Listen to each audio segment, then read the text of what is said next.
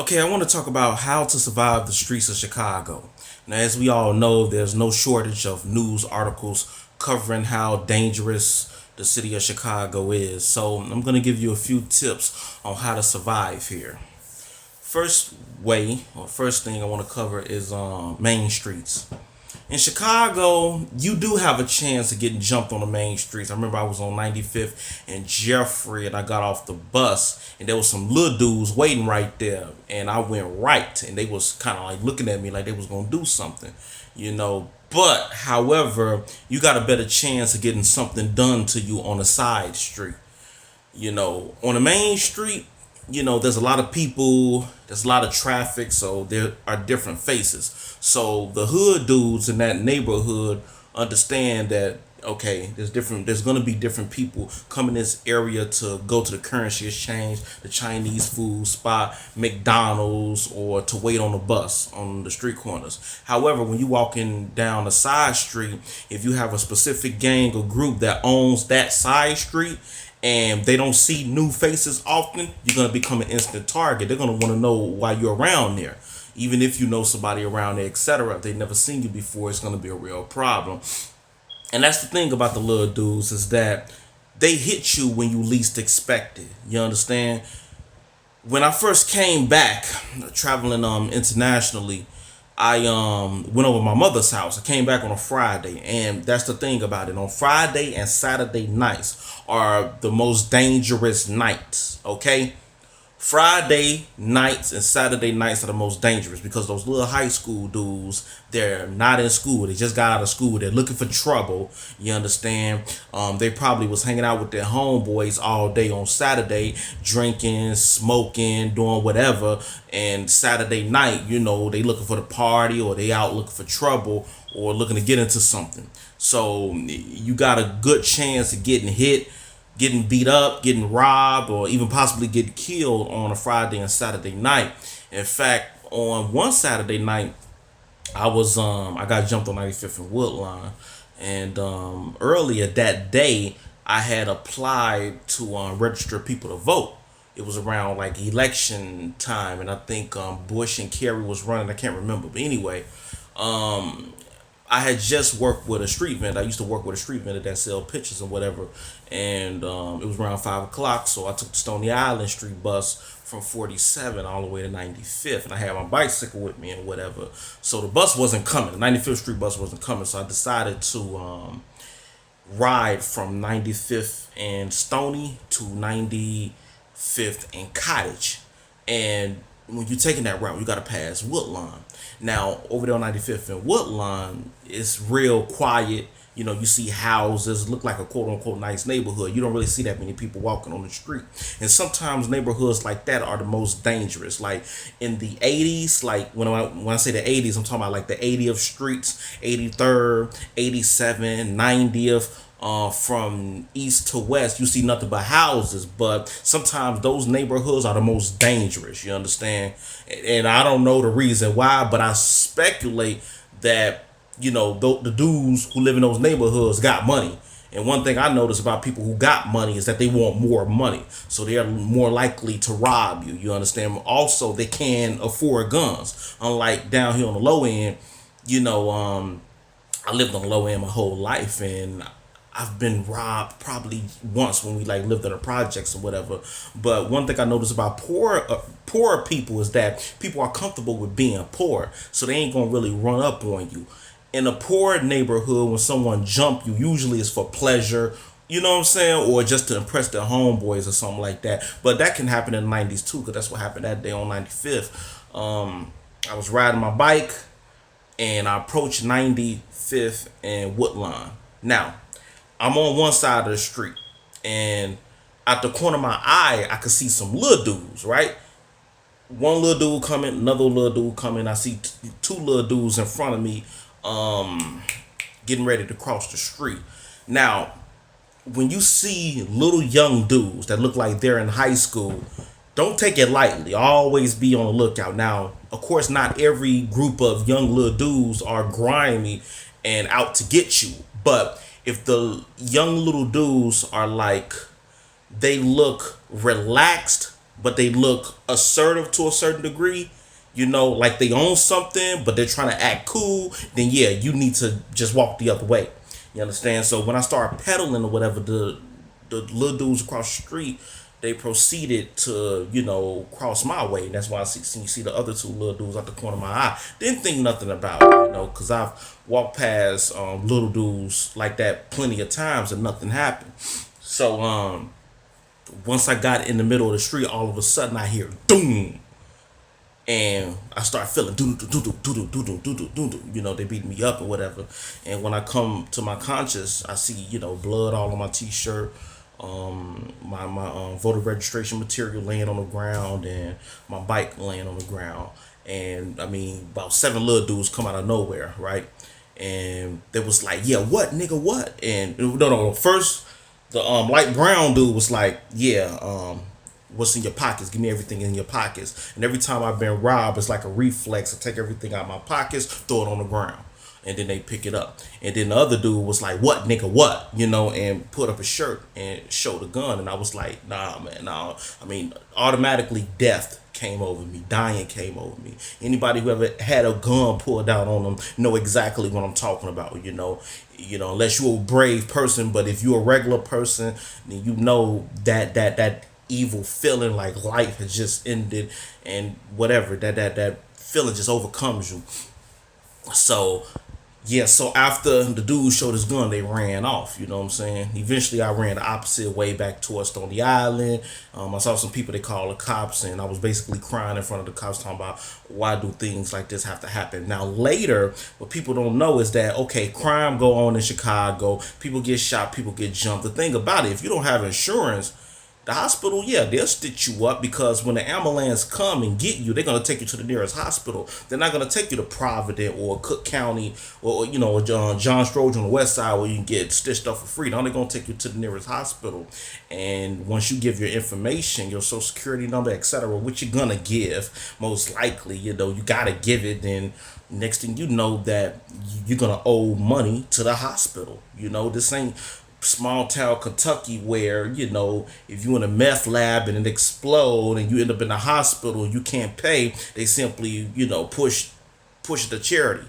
They be like, "Oh, it's just charity," and they write it off as a tax write off at the end of the year. Now here in Chicago, automatically you gotta pay that hospital bill sooner or later, or your credit is gonna be messed up, and then you can't get a car, you can't get a loan for a car, can't get a loan for a house, because you got jumped by some little dudes and whatever, and that stuff will follow you forever. So as I was saying earlier, if you see some little young dudes, preferably in the group, you want to just avoid them. I'm not saying avoid all groups, because I walk past little dudes plenty of times, but if the dudes look like they're like I said earlier, relaxed, but they seem somewhat like, like they own it, then it's best for you to go the other way. Also, do not be scared to migrate on the side on the other side of the street. If you're walking on one side of the street and you see something that looks funny, it's best to migrate to the other side of the street. But sometimes if the dudes see that you're avoiding them and you're prejudging them, they may get mad. Like, come on, man, we ain't even on nothing, man. You going on the other side of the street? Now we're gonna be on something. It's kind of like that movie Crash, when Ludacris and the Lorenz Tate character, when they saw the white lady grab her man's hand, and they like, "Hey, man, we ain't even on nothing." But since you want to do that, we on something now. They up the guns on them. It's like that. But sometimes it's better to migrate on the other side of the street. That way you're not instantly passing them. So it's best to look a block down, sometimes 2 blocks down, to see what's coming. Always evaluate everybody who's approaching you.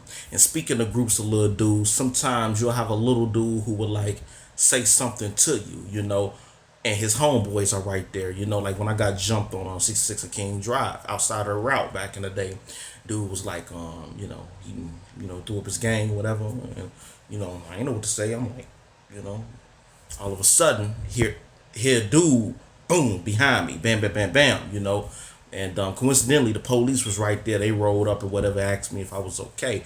But that's how those little dudes will do. They will say something to you to divert your attention, and then they homeboys get it in on you. So if they're real alert looking at you and they ask you something, it could be anything, or say something to you, then it's best to, just walk away. Don't run, because that's going to initiate a chase, just like a dog. You got to treat these dudes like dogs, you understand? They only respond on pure instinct. They ain't really thinking. They 17, 16 years old. They just doing whatever's in their heart. So don't run, but walk away really fast, and always try to remain calm and cool. It's very hard to remain calm and cool when you know you finna get robbed, you know you finna get jumped, or you can possibly get killed or whatever. So always stay calm and cool. Like when I was on the bus and I almost got jumped by those little dudes. They were sitting around me. Dude was like, "Yeah, man, y'all ain't knocked nobody out today. Hey, Joe, record me." Once I heard that, I made it seem like I was coincidentally getting off the bus, pulled the thing. I calmly got up. That's when dude was like, "Oh, I should snatch that tablet," you know what I'm saying? And all that. And I calmly got off, because if you look scared, they're definitely going to get at you. Definitely, 1000%. So you got to always remain calm. Another thing is intuition. Another way of surviving Chicago, because Chicago, it's a lot of evil energy here. It's a lot of craziness here. So you gotta be spiritually in tune to a certain degree. Meaning you gotta be psychic to a certain degree. I write online ebooks, and I talk about this all the time. How you gotta sense things before they happen. Like, I was walking past projects on College Road back when Ida B. Wells used to be up. And I remember looking over, man. I saw people standing real alert, and I don't know. The energy was just like something was gonna happen. You know what I'm saying? I was going to Jaws at the time, so when I came back from Jaws, no. When I got to like Rhodes, I heard two shots. You feel me? Like, pa pa. You feel me? And I go in Jaws. I come out and I walk past the same way, and I noticed that there was a bunch of cop cars out there, man, detective cars, the whole nine. So sometimes, like, just like a dog, dudes respond to instinct, but they do not know how to check their energy or their spiritual. So normally you can sense when something is about to happen. You understand? So you got to have the psychic ability. And if you sense something is about to happen, just go the other way. You got four corners on a block. You get to go right, left, straight, or back. There's nothing wrong with turning and going back, because that one split second making a decision to turn left or right can actually save your life. So yeah. Also, I would say you need to, of course, you got to be spiritual. You got to be to the point, like I said earlier, you got to sense things before they happen. You got to become psychic. If you into God, you're going to have to pray more. You understand? Because being spiritual and knowing it's fate. Like fate, they say, okay, things are supposed to happen. Things are supposed to happen. Like, what's that movie? Final Destination. Just like that, you need to live in Chicago like it's a Final Destination movie, okay? How death is always after you, but if you can see a sign, if you can catch this sign, okay, this is about to happen, that's about to happen, and you respond the total opposite to avoid your death, then you can continue living. So, and you got a lot of that in Chicago. Like in Chicago, you can go outside every single day, right? You go outside every single day, you see kids playing at the park, people just doing their thing, somebody selling snowballs, whatever, and you feel comfortable. It's your block, you go outside all the time, it ain't no thing. But it's that one day. It could be that one day out of the week, one day out of a month, one day, just that one day when, school is out on a Monday and those little dudes are outside, and, or it just got done raining and, everybody coming out. It could just be that one day, and bam, it hits you when you least expect it. That's what happened to me on 83rd Street and St. Lawrence. You feel me? I mean, anybody who live over there know how it is. It looks cool, it looks calm, but things can go down just like that, just like that. So you got to be cognizant of these things. You definitely got to live like it's Final Destination. They always call it Chirac because there's more murders here than the soldiers who died in Iraq or something like that. And sometimes you do got to treat it like a war zone, even when there's no war going on, simply to survive. Like I said earlier, things hit you when you least expect it.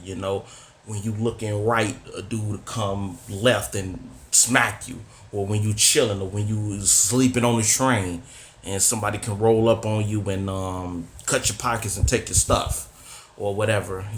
So that's how you survive in Chicago. Also, the police. The police, unfortunately, because of these dudes who do all this crime, who don't get caught, because the majority of murders and crimes that happen in Chicago, they don't get caught. So it's very easy for someone to blame you for the crime, especially if you look like the dude who done it. So the police can roll up on you anytime. So you gotta also be cognizant of them, because they will charge you for a crime that someone else did if someone calls on you. It happened to me before. Downtown on Jackson Estate.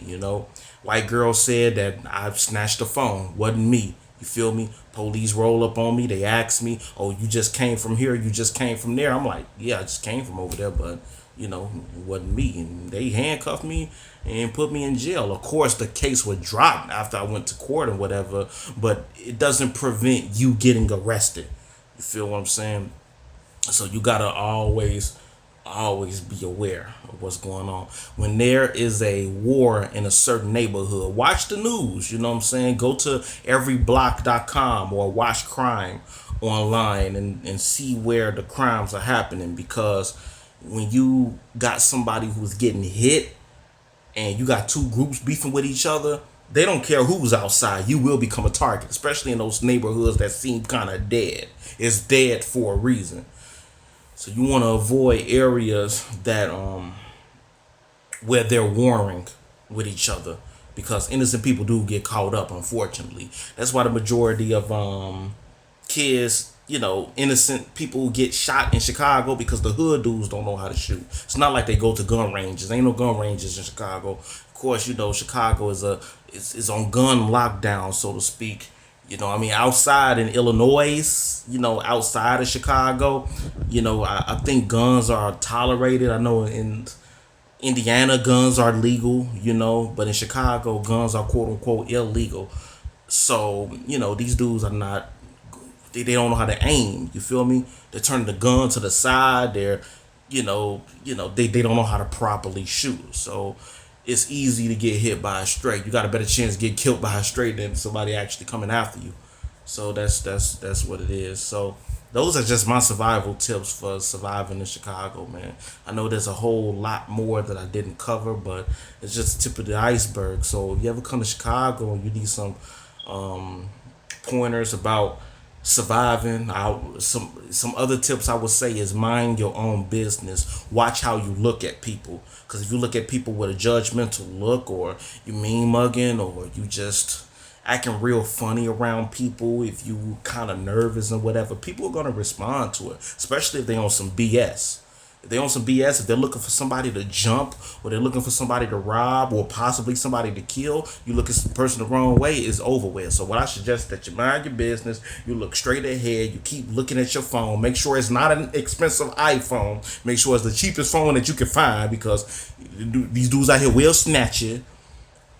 Make sure you focus on your book or whatever, but although you're focused, make sure you keeping the eye out in your peripheral to make sure you know who's who. And always look at energy. Energy is very important, because sometimes it's the guy who looks innocent who's actually the most dangerous. That's why I said look for people who are kind of calm and cool and look trustworthy and respectful, but they got that, that aggressive borderline gangster look. Sometimes it's not the dude who look extremely gangster with the hoodie on and, the tattoos on his face or whatever, who's gonna mess with you. Sometimes it's the quote unquote lame, or the quote unquote innocent looking guy who's on, who's on that BS, because Chicago, things are not what they seem at all. And that's what makes this city so dangerous. You go to an area, looks real nice. Go in that area all the time. All of a sudden, some hood dudes on the corner and they run it up on you, and you caught by surprise. And these dudes got a bang on you, and they willing to shoot. Like in the '80s, over east is like that. Them dudes be assassinating each other, but when you go over there, it look kind of nice. So Chicago is a big illusion. It's a real big illusion. So you need to always be aware and be ready of that. So those are some survival